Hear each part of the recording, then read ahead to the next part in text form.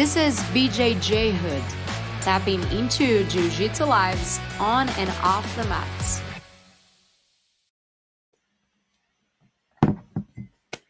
Hello, we are back. This is the BJJ Hood podcast. I'm Babby, your host, and I'm back here to share inspirational stories with you about women in Jiu-Jitsu and how the martial art changed their lives. Don't forget, we're on YouTube with subtitles in English or Portuguese, depending on the interview that we have. Today, this interview is going to be in Portuguese. So if you're an English speaker, just go ahead to the YouTube BJJ Hood podcast and you're going to be able to watch it with the subtitles in English. Also, don't forget to follow us on Instagram at BJJ Hood Podcast. That's where we're going to post all the next interviews we're going to have. And follow us on your favorite podcast platform so you can have access to all the interviews that we already did. Some great interviews with great women here. And the next ones, of course, you're going to also be notified every time that we post a new interview. With me today, I'm going to switch it to Portuguese right now and do the introduction in Portuguese. Comigo aqui hoje, Samantha Fonseca, faixa marrom de jiu-jitsu, mais de 8 anos aí de experiência. Ela é também proprietária da BJJ Girls Mag, foi terceira colocada no Mundial de Marcha desse ano aí, recente. E a gente vai conversar com ela hoje sobre vários assuntos aqui. Oi, Sam, tudo bem? Oi, Babi, tudo jóia? Obrigada pelo convite. Estou muito feliz de estar aqui, de falar um pouquinho sobre a minha trajetória, sobre o BJJ Girls Mag.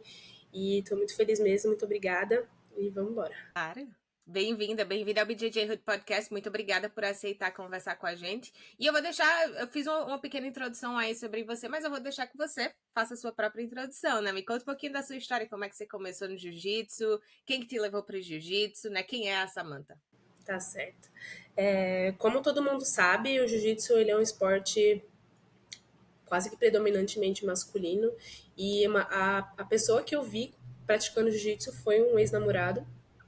E ele era faixa azul, ele treinava e eu achava aquilo sensacional, né? Aí eu nem treinava ainda nem nada. Aí depois de um tempo eu vi que tinha uma academia de judô na minha cidade. Eu morava numa cidade litorânea, em Bertioga, uma cidade pequena ali perto de São Paulo. E eu resolvi ir lá com meu irmão pra gente tentar, né? Pra ver como é que ia ser. E aí eu vi aquelas coisas, aquele pessoal se jogando lá, se agarrando. Eu falei, gente, que incrível isso! Eu, assim, toda troncha, né? Não sabia nada. Aí teve uma menina, que é a Nath, a Natália, ela já era faixa laranja na época. Ela falou assim, cara, você leva jeito. Assim, na minha primeira semana. Aí eu fiquei, será, gente? Aí continuei treinando e tal, acabei tendo que mudar de cidade. E aí eu continuei treinando em São Paulo. A minha primeira equipe foi a Lotus, em São Paulo. E aí eu continuei treinando no jiu-jitsu e tal. E assim, comecei a fazer networking, né? Nos grupos de WhatsApp e tal. Eu faixa branca ali, tava assim, meio maravilhada com o negócio todo, né? Quem é campeão disso, quem é campeão daquilo, quem é a mulherada que tá ganhando, quem é não sei o quê. Na época, assim, eu fiquei maravilhada com a Monique Elias. Eu comecei a ir nos campeonatos, assim, ver que eu morria de medo, né, de lutar. Mas aí eu comecei a ir nos campeonatos ver quem era essa galera. E eu vi aquela energia, aquele lugar enorme, aquele monte de gente. Eu falei, gente, que é isso? Que loucura. E aí, nesses grupos de WhatsApp, eu conheci um pessoal que já tinha um site chamado BJJ Mag, que é do Anderson Mello. Ele tá agora morando na Europa. E ele tinha um site chamado BJJ Mag. Aí eu comecei a ver e falei, cara, todo mundo tem um site de jiu-jitsu masculino, por que não tem nada pra mulher? Aí eu comecei a dar uma pesquisa. Que época foi essa? 2014, 2015. 2015. Eu era faixinha branca ali, mas eu já tinha acabado de me formar em publicidade. E aí eu conversando com esse povo, tinha um menino de TI e o Anderson que já trabalhava um pouco de marketing, ele tirava umas fotos nos campeonatos. Eu falei, pô, por que não dá pra gente tentar fazer um site de jiu-jitsu pra mulheres? Aí ele dá pra gente botar, vamos fazer. Aí eles botaram o site no ar pra mim e foi aí que comecei a mexer com o site, com esse tipo de coisa. Eu, assim, apaixonada. Eu fazia um estágio de publicidade numa empresa lá na Paulista. E aí foi quando eu comecei a aplicar nas duas coisas, no jiu-jitsu e no marketing, né? Então, o tempo que eu tenho de experiência no marketing é o tempo que eu tenho de jiu-jitsu. Eu me formei, eu comecei a treinar, porque não dava, né? Pra faculdade, treinava à noite, enfim, era muito corrido. Aí, quando eu me formei mesmo, em 2015, comecei a me dedicar de verdade. E aí eles botaram o site no ar pra mim, ele tinha um layout, assim, super amador, assim, bem feio. Mas aí eu comecei a juntar uma equipe, um pessoal que gostava de escrever. Eu falei, gente, a gente tá fazendo pelo jiu-jitsu feminino. A gente não tem nada. O único site que tinha no ar na época chamava shirose.com. E o site não tá mais no ar, não tem mais nada. O único site que eu vejo jiu-jitsu para mulheres hoje é o BJ Girls Mag. Eu nunca vi mais nada. É interessante isso, né? Porque a gente vê que às vezes tem gente que quer começar, né? Tem esse mesmo ímpeto de começar que você teve, mas não é fácil também de manter, né? Nem todo mundo consegue ser tão constante. Você tá aí desde 2015, quase 10 anos. Tenho certeza que aconteceu muita coisa, a gente pode falar sobre isso também. Sim, Mas é muito difícil de manter, né? A gente sim, vê pessoas muito. criando e se acabando. Tanto que esse rapaz, que ele tinha o BJ Mag, ele fazia cobertura de evento nos finais de semana, ele ia para campeonato, né, nos eventos de final de semana, ele não faz mais isso. Hoje ele trabalha com o Google My Business, Google Meu Negócio, né, com outro tipo de coisa. E ele falou, cara, não vira assim muito, sabe? Realmente, você tem que gostar muito do negócio pra você ir todo final de semana, ir lá tirar foto e vender e tudo. E muitas vezes eu ia para tirar foto nos eventos e não ganhava nada. Eu ia só pela experiência de tirar foto, tava começando e tal. E depois de um tempo, acho que ali no final da faixa azul, que eu comecei a ganhar um dinheirinho. Mas para quem não tem nada, você tem que meio que se doar meio gratuitamente para depois você fazer seu nome e ir crescendo. E aí, beleza, foi quando eu comecei, né, com o site, a gente começou a botar umas matérias no ar. A primeira matéria foi com a Nika, e ela super apoiou, acho que ela era faixa roxa na época ainda. Ela super apoiou, deu um apoio e tal. E aí eu comecei a trazer entrevistas de várias mulheres. Tem meninas assim que hoje já estão ganhando tudo lá fora, assim, já estão assim, estabilizadas praticamente. Que era a Tamara, eu trouxe a Tamara, eu falei com a Sábata, eu falei com um monte de mulher, um monte de mulher. E qual era o objetivo, né, do DJ Girls Mag? Era dar visibilidade para quem não tinha, para quem era invisível, assim, praticamente, sabe? Aí eu falava, quem que vocês querem trazer e tal. Aí eu trazia faixa colorida, trazia criança, trazia. Nossa, um monte de mulher. E aí a gente foi crescendo. Só que chegou num ponto que eu falei, cara, eu não consigo dar conta sozinha. E aí, dentro dessa equipe, que foi entrando junto comigo, ficou a Carol. A Carol, acho que ela entrou em 2016, mais ou menos. A Carol tem a mesma graduação que eu, hoje ela é faixa marrom também. Só que ela tá fazendo uma segunda faculdade, ela é formada em jornalismo.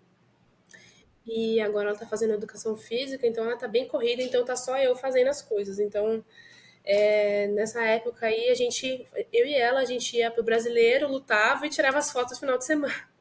Eu falo, gente, quem Trabalho duplo, né? Trabalho de atleta e trabalho de trabalha. fotógrafa também, né? Tanto que eu fiz isso poucas vezes, eu falei, cara, não dá. Se eu vou lutar, eu vou lutar, se eu vou trabalhar, eu vou trabalhar e ponto. Porque é muito difícil. E assim, a gente sabe, a gente não, ninguém gosta de perder, né? Eu fico de cara, esse povo que vai fazer staff, trabalha o dia inteiro como staff ou de árbitro e luta no final de semana também. Eu falo, não, uma coisa ou outra. Fiz isso. Já fiz isso algumas vezes, é horrível. Porque muitas vezes você tá cortando peso, você não consegue comer durante o dia bem. Você não E entende aí muito. você tá o dia inteiro trabalhando, preocupada com o seu horário da luta. Se você luta logo cedo de manhã, ainda é bom, porque você luta, acabou, você já vai trabalhar, fica mais tranquilo. Mas imagina, você passa o dia inteiro trabalhando, no fim do dia você ainda tem que lutar, cara, você tá, tipo, sem saco já nenhum, extremamente cansada, fisicamente e mentalmente, né? Sim, aquele converseiro, aquela gritaria o dia inteiro na sua cabeça, e o povo pra lá e pra cá, não é a mesma coisa, cara. Tanto que eu falei, não, eu agora, assim que eu puder, eu vou só lutar ou eu vou só trabalhar. Aí eu dei uma parada, a Carol ainda continua um pouco, ela fez algumas coberturas em campeonatos no Rio de Janeiro, que ela é do Rio, né? Aí às vezes a gente se encontrava no Brasileiro, em algum Open assim que tinha em São Paulo. A gente já fui até pro Rio uma vez, que acho que meu esposo foi dar um seminário lá. Ele foi lutar e aí eu aproveitei para dar um treino na academia dela. A Carol é maravilhosa, assim, ela, Vocês já se conheciam antes ou vocês se conheceram por causa do site? por causa do site. E em momentos assim que eu não conseguia dar conta, que foi na pandemia, eu meio que eu me abandonei praticamente o site e ela continuou. Ela gravava vídeo toda semana, o TikTok ela que cresceu, o YouTube ela subiu vários vídeos também, então tem muito da contribuição da Carol ali, enquanto eu não podia, enquanto eu estava grávida, na pandemia, ela super segurou as pontas. Então, nada mais justo eu segurar agora que ela tá na faculdade também. Meio que uma vai segurando ali a outra quando uma não pode dar tanto, a outra vai colocando um pouco mais, né? Vocês vão meio que segurando as pontas uma da outra, né? Se equilibrando, exatamente. Hoje a gente não tem mais tanta gente que escreve, né? E nem dá pra julgar, porque é um trabalho voluntário. Eu falo que o máximo que eu posso fazer é dar uma visibilidade ali, divulgar a academia, divulgar o perfil de atleta da pessoa. Se a gente ganhar um brinde, alguma coisa, a gente divide entre a equipe. Tanto que na época, quando a gente tinha uma equipe maior, o texto mais lido do mês a gente mandava alguma coisa do patrocinador, né? Então a gente tinha ali uns 5 patrocinadores, mais ou menos. Patrocinador de produto, né? Que sabe como é que é patrocínio no Brasil, né? Eles mandam um produtinho ali e acho que é isso. E aí a gente mandava, né, algumas coisas dos patrocinadores, de Restguard, alguma coisa do texto mais lido do mês. Então a gente tinha um volume maior. A gente tem acho que mais de 1.000 textos publicados já. E a gente tinha um volume maior. E a gente conseguia premiar. Hoje a gente está com uma equipe mais reduzida, tá escrevendo eu, a Fernanda. A Fernanda, ela é faixa preta de uma equipe da Birdhouse BJJ, lá de São Paulo. E tem a Ju Feijó, que ela é do Sul. E é importante lembrar que essas meninas, elas são certificadas por um curso especial da Comissão dos Direitos Disso para Mulheres. Assim, é um espaço que eu quero dar, inclusive até quero indicar a Lu para você conversar com ela. Porque eu sempre pensei, cara, como é que a gente vai indicar academias para mulheres, sendo que a gente não conhece, né? Como é que a gente pode fazer isso de forma segura? E tem a comissão, né, da Lu, que ela criou justamente porque tem muito caso de assédio, violência moral, física. Então, elas fizeram o curso e elas são certificadas por essa ONG, e eu tenho muito orgulho de tê-las na equipe, sabe? Então, é muito legal o trabalho que elas fazem junto com a Lu, e tem atualização e tal. Porque, assim, toda academia ela precisa ter um padrão ali, né, para você receber mulheres, né? Quem recebe mulher, recebe a família. Então, você cria um ambiente ali mais acolhedor, um ambiente um ambiente melhor, eu falo. Muitas meninas na sua academia, como é que era esse ambiente para você? Eu comecei mais ou menos na mesma época que você, mas eu sou da Paraíba, né? Lá na Paraíba a gente não tinha tantas meninas assim, pelo menos na minha academia ainda. Como é que era lá na sua academia? Olha, eu treinei em várias academias, eu posso falar bastante, assim, das academias. Porque eu sou uma pessoa que eu sempre mudei muito de cidade, de estado, quando eu me formei, eu não tinha por que mais ficar indo para Mogi. Então eu treinei na Marangoni, que era ali lá em Mogi, e lá tinha bastante menina. Era um ambiente assim que eu tinha várias meninas para treinar, eu quase não treinava com menino, mas eu tive que sair de lá porque eu terminei minha faculdade e saí de lá da região. Aí eu continuei treinando na Lotus, e lá também tinha algumas meninas. E assim, só que tem um perfil um pouco diferente. Você consegue perceber quando a menina gosta de treinar mais comercialmente ali, só para ter uma atividade física, e quando ela realmente gosta do negócio, que ela quer ganhar posição, ela quer, sabe? Então na Marangoni eu sentia essas coisas das meninas serem mais competitivas, e na Lotus era um treino assim um pouco mais comercial. Só tinha uma menina, que ela era super dura, que era. Ai, esqueci o nome dela. Acho que era a Tati. Ela era faixa preta e eu ficava olhando, gente, uma faixa preta no treino, que lindo, não sei o que. Eu achava assim maravilhoso. Super forte, assim, ela era instrutora física, preparadora física. Então foi aí que eu falei, cara, posso ser uma faixa preta também, sabe? Vamos ver se eu consigo, né? É interessante, né? A gente precisa ter essa pessoa ali. Na época que eu comecei a treinar, acho que a menina mais graduada na minha academia era uma faixa roxa. E eu fazia assim, meu Deus do céu, acho que eu nunca vou chegar nesse nível. Tipo, é quase inalcançável, assim. Você não consegue, né, chegar naquele ponto. E hoje em dia. E você ter uma pessoa, uma faixa preta, eu acho que faz tanta diferença, né? Principalmente para quem tá começando, tipo, pô, eu posso chegar lá também. Né? Se você não vê tanta menina graduada na sua academia, a sensação é de que você também não vai conseguir. É como se tipo, chegasse a um limite ali, sei lá, de faixa azul, e aquele ali é o limite máximo, né? Foi. E na Lotus foi a minha primeira experiência com competição. Então, a equipe, ela é como é filiada da Lotus, a Lotus elas competem mais CBJJE, né? E foi aí que eu comecei a abrir os olhos, assim, pro resto do mundo no jiu-jitsu. Falei, tá, mas tem só CBJJE? Que mais que eu posso fazer dentro do jiu-jitsu?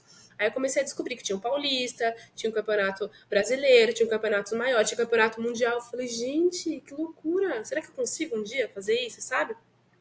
E eles falaram, não, a gente compete mais CBJJE, aqui não é uma equipe assim tão de competição assim, mas você pode tentar, tem os campeonatos menores que a gente se inscreve e tal. E aí eu acho que eu tinha 1 mês e 20 dias de treino, eu falei, professor, eu quero lutar um campeonato. Aí ele falou, tá, pode lutar. Aí, menina, que loucura. A gente foi no campeonato e eu só tinha uma base esquisita de judô, né? Aí eu comecei a sacudir a menina assim na primeira luta. Aí ela chamou pra guarda, eu passei e montei e não sei o quê. E, sabe, tudo na base da força e da loucura. A No loucura do sol, faixa assim, ó, um branca, né? negócio aberto no meio do ginásio, assim, nossa, uma loucura. Aí ganhei a primeira luta, a Eita. segunda eu perdi pra uma menina que eu tomei um triângulo, que é a Nath. A gente se encontrou depois num outro campeonato, ela de roxa, eu de azul, eu ganhei dela. E assim, foi muito legal, assim, sabe? Essa experiência, assim, porque eu sempre achei ela muito dura, muito boa, e eu perdi na branca e ganhei na azul, então foi uma experiência muito interessante. Eu saí assim, gente, eu ganhei de uma faixa roxa, assim, toda bobona. Chega a dar uma felicidade diferente, né? E aí na faixa branca ali eu ganhei, eu fiquei acho que em terceiro, peguei uma medalha de terceiro e continuei. Então, quando me perguntam assim, ai, eu vejo meninas assim, às vezes na faixa azul, que luta o primeiro campeonato, na roxa, mas você pode errar também na branca, sabe? Você pode se arriscar também na faixa branca e tipo, se você não vive disso, vai mudar a sua vida por quê, sabe? Você não é atleta, se não é sua profissão. Eu falo muito para as meninas lá da academia, até para os meninos também. Eu falo assim, cara, aproveita para lutar de faixa branca. É o melhor momento que você tem para lutar. Porque às vezes, quando você chega na faixa azul, sei lá, tem uma pessoa que tá na faixa azul há 5 anos, é um nível completamente diferente. De faixa branca é mais fácil. Você tá todo mundo no começo, tipo, é ali que você vai se testar, né? E é nessa hora que você vai ver, pô, é aqui que eu tenho que trabalhar mais quando eu voltar pra academia. É o momento que você, quando você tá treinando na academia, meio que todo mundo já conhece o jogo do outro, né? Quando você chega no campeonato é completamente diferente. Você nunca viu aquela pessoa, você não sabe o que esperar, não sabe se a pessoa é forte, se é, qual é o melhor jogo da pessoa. Então, tipo assim, é o momento que você vai se descobrir, né? E descobrir o que é que você tem que melhorar. Então, é o, eu sou a maior incentivadora assim de campeonato. Se puder, vai lá, faz, tem nada a perder. Cuidado para não se machucar, bate se precisar bater, mas tipo, guarda o orgulho no bolso. Se perder, perdeu. Amanhã a gente tem que ir de novo para treinar de novo, né? Você não tem nada que provar pra ninguém, entendeu? Vai lá.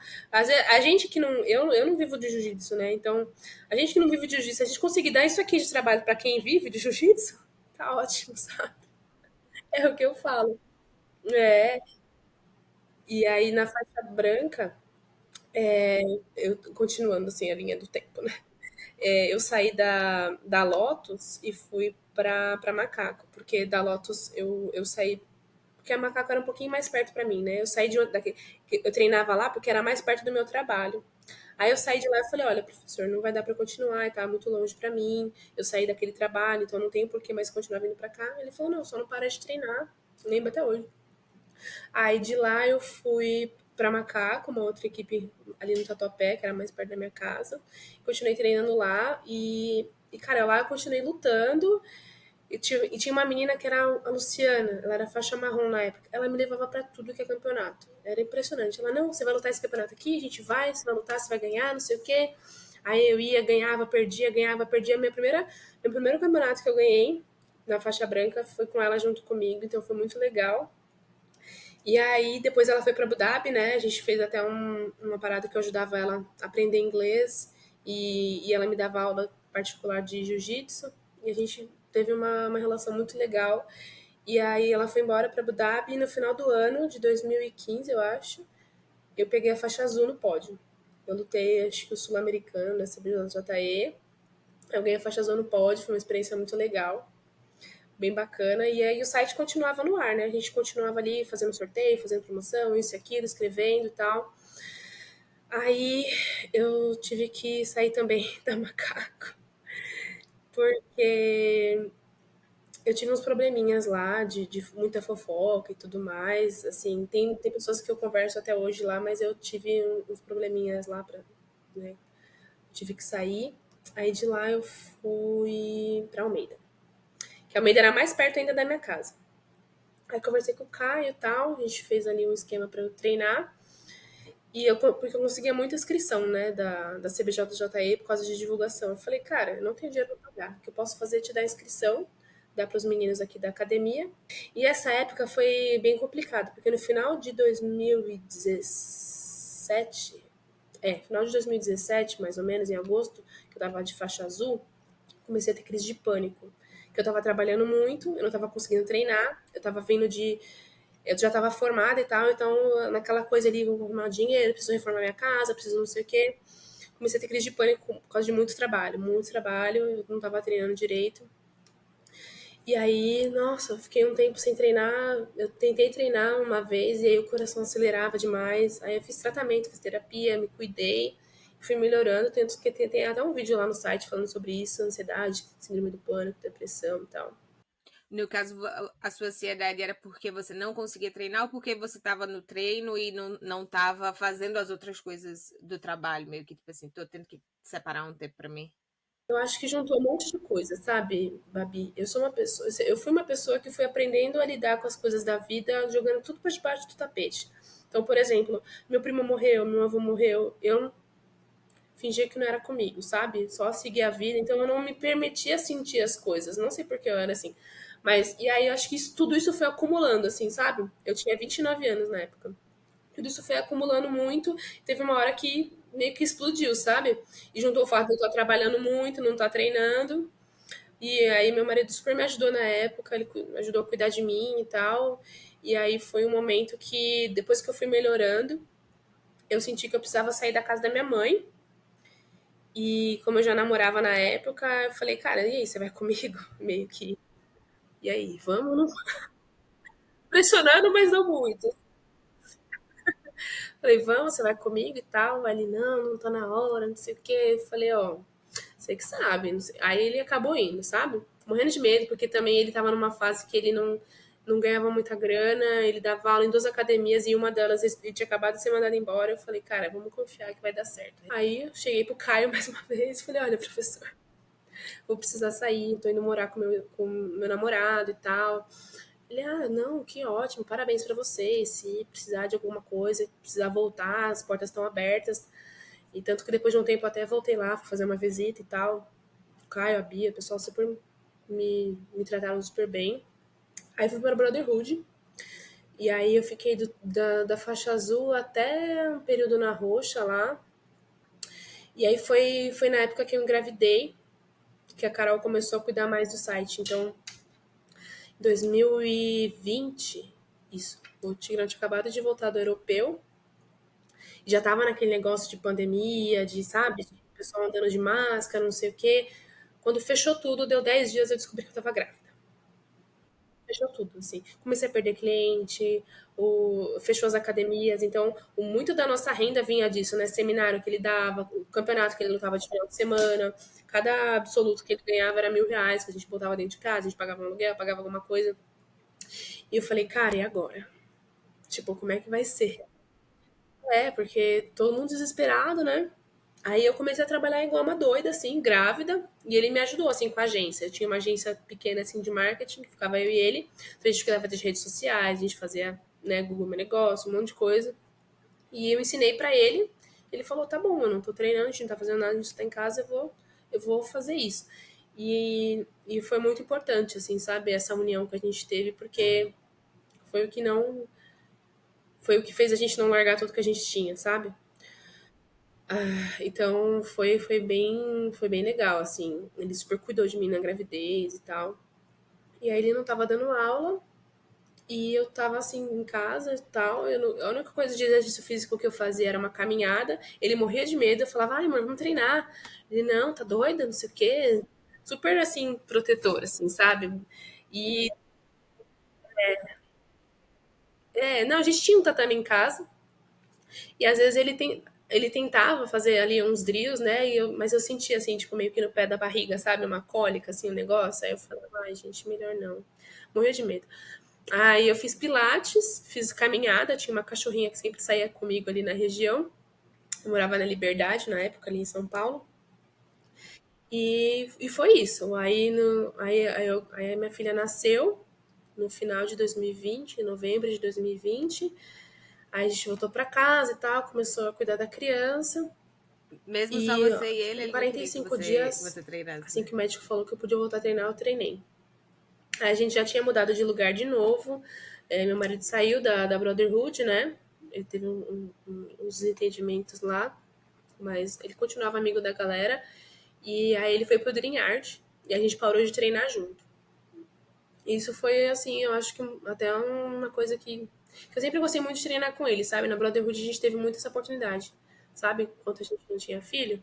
Então ele ia dar aula e fazer a aula dele, aí a gente treinava junto e tal, era legal. Aí quando ele foi pro Dream Art, que era uma equipe profissional, que era só convidado, falei, bom, eu vou ter que procurar um lugar pra mim. Aí a gente saiu da Liberdade, porque lá era bem caro, né, de morar, e a gente com uma criança, a gente precisava de um lugar maior e que pagasse praticamente a mesma coisa que estava pagando de aluguel. Aí a gente foi pra Vila Prudente e aí eu continuei treinando na Barbosa. E lá também tinham várias meninas, eu cheguei lá de faixa roxa em 2021. E aí o que a gente fazia? A Júlia com 6 meses, até os 6 meses eu fiquei com babá em casa, depois dos 6 meses ela começou a ir pra escolinha. Aí meu marido levava e buscava ela. De dia ele ia pro Dream Art, né? Quando ele saía, ele ia, pegava ela e levava para casa. Aí ele ficava com ela à noite e eu ia treinar. Foi assim até o final de 2021, que foi quando ele recebeu uma proposta para trabalhar nos Estados Unidos. Aí eu falei, cara, e agora? Como é que vai ser a gente com essa criança? Porque eu não tinha visto, né? Eu não tinha porcaria nenhuma. Eu falei, cara, e agora? Como é que vai ser? Aí a gente se organizou. E eu continuei morando lá na Vila Prudente. A gente só fez uma mudança ali de casa. E eu continuei treinando na Tintomé. Aí eu fazia meio que um esquema, sabe? Treinava na Tintomé, um pouco na Aliança e Moca, que eu gostava das meninas de lá também. E aí eu peguei a marrom no final de 2021. Ganhei a faixa marrom e foi, tipo, muito legal, assim, sabe? Que eu nem imaginava. Eles falaram, não, você super tem. Você sai na mão e tal. Você.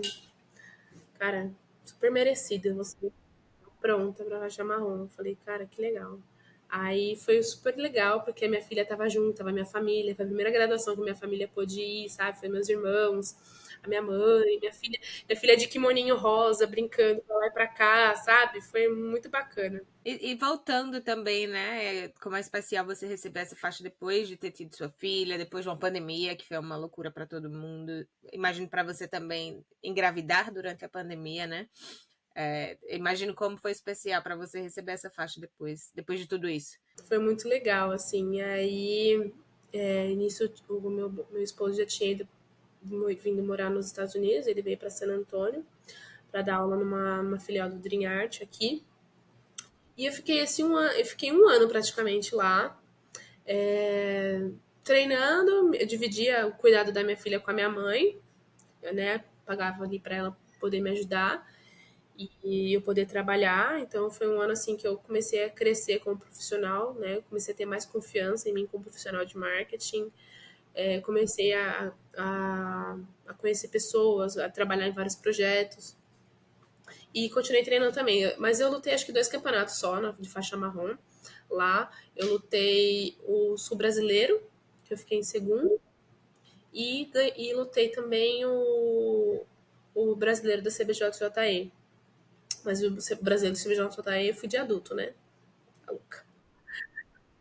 De adulto, mas foi uma experiência bem legal, assim. Foi a primeira vez que eu levei a minha filha para um campeonato, assim, que eu ia lutar, sabe? Não foi, assim, só para acompanhar meu esposo. Então, foi bem bacana. Eu subi no pódio com ela, tirei foto com ela. Foi muito bacana.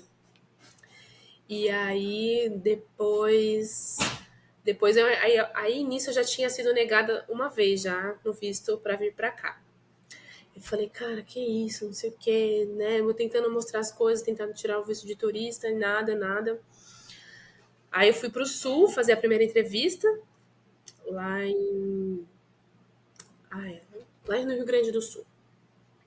E aí fui negada, falei, bom, vamos tentar de novo, né? Aí em setembro eu consegui agendar para setembro em Recife. E aí a assessoria que eu tava fazendo na época, ela falou assim, cara, Recife é um pouquinho difícil, mas você pode tentar, vamos tentar. E aí um dia antes eu comecei a ter crise de ansiedade de novo. Comecei a ter crise de ansiedade, não sei o quê, fui parar no hospital, louca, porque em Recife eu não conhecia ninguém.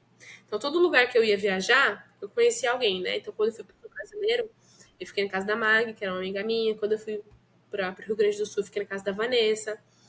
Em Recife eu não conhecia ninguém. Só tinha uma menina que eu conhecia que era numa cidade assim, 3 horas de lá, e ela tentou ir e não conseguiu. E eu falei, cara, e agora? Aí eu tive crise de ansiedade. No outro dia, eu tinha comprado até uma passagem para um passeio para Maragogi, sabe? Não fui. Fiquei dentro do quarto. Eu falei, não, eu vou ficar aqui, vou tentar ficar bem, porque eu não tava bem, nada. Aí fui negada, né? Obviamente, no dia da entrevista, a gente olhou, porque eu tinha tentado a primeira vez como se eu estivesse indo para Orlando para passear. Aí na segunda vez eu apliquei para como se eu estivesse indo lutar um campeonato. Aí ela, tá, você vai ficar quanto tempo e tal? Aí ela falou assim, eu vi que você foi negada lá no Rio Grande do Sul. O que que mudou de lá pra cá? Aí eu falei, agora eu quero ir pra lutar um campeonato. Aí ela e me deu um papelzinho assim. Juro, ela riu da minha cara. Ela riu da minha cara, tipo, sabe? Eu falei, eu não acredito. Para quem já tá meio que no estresse, né? Porque é estressante a situação de você tentar tirar o visto e tal. A pessoa ainda ri da sua cara depois de você já ter sido negado uma vez. É horrível. Aí voltei pra casa, aí eu falei, cara, sabe, eu vou ficar com a minha família, com a minha mãe, com meus irmãos, e vou ficar de boa. Se esse visto não sair, eu tô com a minha família. Aí eu larguei o apartamento que eu tava morando e eu voltei a morar com meu irmão, assim, perto da minha mãe, sabe? Falei, vou ficar bem aqui, de boa, até o visto sair. Aí eu entrei no processo do meu esposo. Como a gente estava casado, ele conseguiu me incluir, eu e minha filha, né? A gente conseguiu vir. Então, isso foi em setembro. Em dezembro, eu consegui realmente vir para cá. E aí eu consegui me tratar, ansiedade, fiz terapia e tal. E aí eu faço terapia até hoje, então não largo mais. Não tomo mais medicação, mas a terapia é um negócio que a gente tem que fazer sempre. Então a gente consegue tratar coisas assim desde a infância, sabe? Tudo que.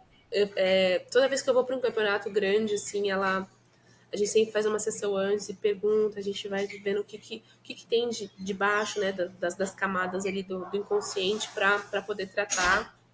Tanto que quando eu fui lutar o Mundial de Master, eu nunca tive isso, né? Sempre que a gente ia para um campeonato, era para ver meu esposo lutar. Então eu nunca tive essa coisa de vamos fazer uma vaquinha para ajudar a Samantha para lutar. Eu nunca me sentia atleta, sabe? Eu sempre apoiei ele, né? A gente comprava passagem, comprava hospedagem, fechava seminário para ele não ter tanto custo. E quando, quando a gente foi pro Mundial de Master, era para eu lutar. Então a gente conseguiu uma babá para cuidar dela, a gente conseguiu, né? E só eu e ele. E eu me sentia atleta assim, sabe? Eu falei, gente, que incrível isso. Como é que foi essa sensação, né? Você é acostumada mais a fazer tudo mais voltado para ele como atleta. Como é que foi essa sensação de você ser o centro, né? Da atenção, de você ser a atleta daquele campeonato? Foi muito bacana essa experiência. A primeira vez que eu tava num campeonato grande, de verdade. Primeira luta eu ganhei, a segunda eu tomei um cacete, né? Mas faz parte do jogo. A menina luta de adulto, luta de master, a Samantha Hall, maravilhosa, assim. Eu fiquei vendo a luta dela, depois eu falei, gente, eu preciso descer de categoria, que fui de super heavy, de super pesado. Eu falei, deixa eu tentar voltar pra meio pesado ali. Eu tava falando sobre isso com a Karen Antunes em outro episódio e eu falei até isso pra ela. Eu disse, gente, você se inscrever. Eu não quero chegar na. Eu sou faixa marrom, né? Não quero chegar na faixa preta, não, porque a gente chega na faixa preta, tá você, tá um monte de menina que luta de adulto, e que medalha no adulto, no mundial no adulto, imagina aqui no macho. Deus me livre, minha filha, quero não encontrar com vocês, não, nessa. E aí agora no Beat Girls Mag, que a Carol tá corrida com as coisas da faculdade, eu que tô tocando, então é até difícil, assim, porque eu atendo alguns clientes de marketing no Brasil, E aí eu cuido da casa um pouquinho, né? Treino jiu-jitsu também, porque aqui eu tô vivendo jiu-jitsu como eu nunca vivi antes. Aqui eu não tenho essa obrigação de trabalhar tanto, sabe? Quem trabalha aqui é meu marido. A gente tá vivendo o oposto do que, sabe? Eu trabalhava um pouquinho mais e ele trabalhava também, né? Lógico, dava aula, fazia aquilo ali, mas na pandemia eu tive uma carga maior de trabalho. E aí agora eu tô me sentindo assim, sabe? Tipo, eu posso viver um pouco mais do jiu-jitsu, eu posso ter um pouco mais de liberdade. Ele trabalha ali no jiu-jitsu, ele faz algum trabalho ali, aqui e ali, dá seminário. Então eu tô sentindo um pouquinho mais essa liberdade de viver o jiu-jitsu mesmo, de me entregar ao jiu-jitsu. Tanto que acho que eu tenho até lutei 3 campeonatos esse ano, tô vendo se eu luto o Houston agora. E talvez o Mundial sem kimono, vamos ver, que eu não treino muito no gi. Mas mas a academia aqui te leva para isso, porque eles são muito animados para esse tipo de coisa. Todo campeonato eles estão indo. Então eu sou é muito legal assim, no sentido, por um lado eu me sentia muito cobrada, eu falei, cara, será que eu tenho que ganhar? Será que eu tenho que fazer isso? Sabe? Por outro eu falei, cara, eu não tenho que provar nada, sabe? Só vou lá, luto o campeonato, se eu ganhar, ganhei, se eu não ganhar também, não muda na minha vida, tem minha profissão, tem minha família, tem minhas coisas, sabe? Então é uma coisa que tá sendo bem interessante a experiência. Exatamente. Me conta um pouco. Enfim, eu já entendi um pouco que a sua vida mudou completamente por causa do jiu-jitsu, né?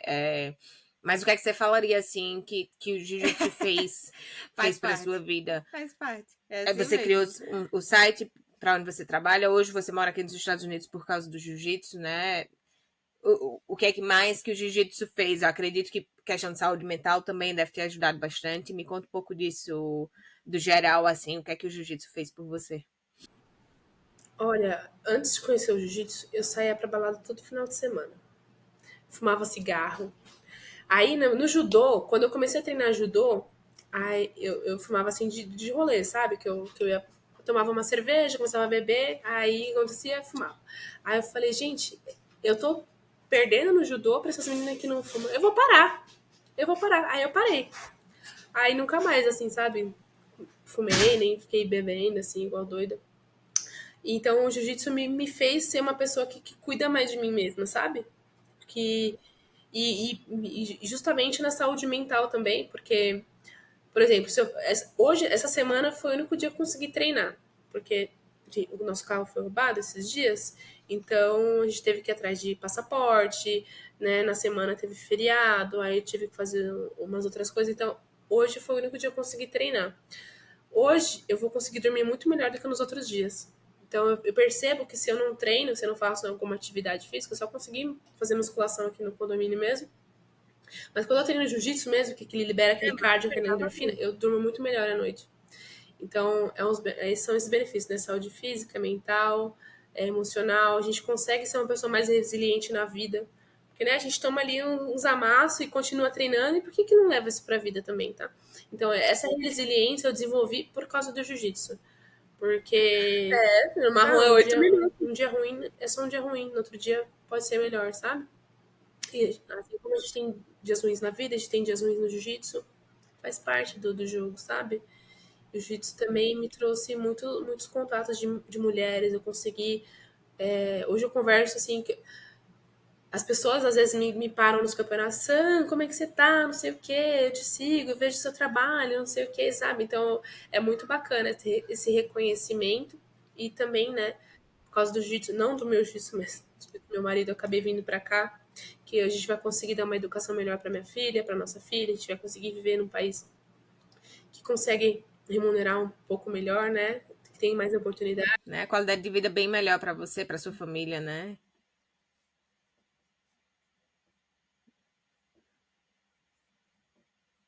Me fala um pouco qual que é a sua. Quais são as suas expectativas, os seus planos para o BJJ Girls Mag, né? Que é que, qual o seu, a sua maior vontade, assim, o seu sonho de transformar, ou o que é que você quer atingir com o BJJ Girls Mag? Olha, mais pra frente, eu quero trazer uma equipe para criar conteúdo, para que a gente consiga monetizar o site de uma forma melhor, sabe? A gente tem várias fontes aí, que tem o YouTube AdSense, tem o Google AdSense, e tem também... eu quero transformar ele num portal gigante que venda os produtos e os produtos de outras pessoas, sabe? Mas isso eu preciso me estabilizar aqui realmente, né? Preciso... assim, todo mundo sabe, quem vem pra cá, todo mundo fala, né? O primeiro ano é o mais difícil nos Estados Unidos. E eu demorei, assim, sabe, pra virar a chavinha. Tipo, que eu tô aqui, eu tive queda de cabelo, minha pele ficou com caco por causa da água, que é diferente aqui. Então, eu fiquei muito, sabe? Aqui o fuso é diferente, então aqui no verão anoitece 9 horas da noite. Então, pra gente que passou 30 e poucos anos acordando 6:30 da manhã, né? Com o dia amanhecendo e dormir e anoitecendo 7 horas no máximo, é diferente. Foi bem desafiador, mas agora acho que eu já tô entrando no eixo. E assim que eu conseguir me estabilizar assim mesmo, a Samantha, sabe? Eu vou conseguir botar uma equipe, até para tirar um pouco do peso da produção de conteúdo minha e da Carol, que por enquanto quem bota as coisas no ar sou eu e ela, para a gente poder fazer essa curadoria, trazer atletas, trazer pessoas que não têm visibilidade, que têm esse sonho de viver o jiu-jitsu, e cobrar de realmente o que a gente tem que cobrar, sabe? Porque quem é um atleta que está começando não tem dinheiro para nada, entendeu? Então a gente pode cobrar de uma marca para deixar o site rodando, botar um investidor, entendeu? Legal, espero que você consiga logo, logo resolver tudo isso. Como você mesmo falou, eu tô aqui nos Estados Unidos há quase 6 anos, o primeiro ano é o mais difícil. É óbvio que existem as dificuldades sempre, mas, enfim, vocês estão juntos, você tá com seu marido, com a sua filha, isso é o que mais importa, vocês vão conseguir passar qualquer obstáculo e conseguir atingir aí os objetivos de vocês, vai dar tudo certo. Sam, pra gente encerrar, tem alguma mensagem aí para as meninas que ou estão começando no jiu-jitsu ou que estão pensando em começar o jiu-jitsu, ou para aquelas meninas que estão meio paradas e pensando em desistir, tipo assim, qual seria a sua mensagem hoje para elas? Eu acho que para quem quer conhecer, quem tem curiosidade, vai fazer uma aula experimental. Vai ver se você gosta, sabe? Eu acho que você não tem nada a perder. Eu já gostei antes de tentar, mas você pode falar, esse povo se agarrando, não sei o quê. Faz uma aula e vê o que acontece. Eu acho que essa experiência você pode tentar e ver se te agrada, sabe? Porque, como eu posso dizer, o jiu-jitsu não é todo mundo que gosta do jiu-jitsu. Então você precisa. E não tem como você só ir lá e olhar. Você tem que fazer o negócio para você ver se você gosta, sabe? E se você parou e tá parada, você tenta se organizar de alguma forma que vai fazer bem para sua família, vai fazer bem para você, vai fazer bem para o seu mental, para o seu físico. Você vai conseguir descarregar a sua carga do dia a dia, do estresse de trabalho, família, tudo, sabe? Você vai conseguir ter um lugar para você descarregar e botar ali as coisas ruins para fora, sabe? Você vai sair renovado. É isso que eu falo, assim. Toda vez que eu saio de um treino, eu falo: ufa, nossa, tô morta, mas que negócio bom, né? É tipo assim, nem queria vir, mas ainda bem que eu vim, né? Exatamente. Nossa, pessoa, preguiça de ir, gente, que preguiça. Mas quando sai, você nunca se arrepende.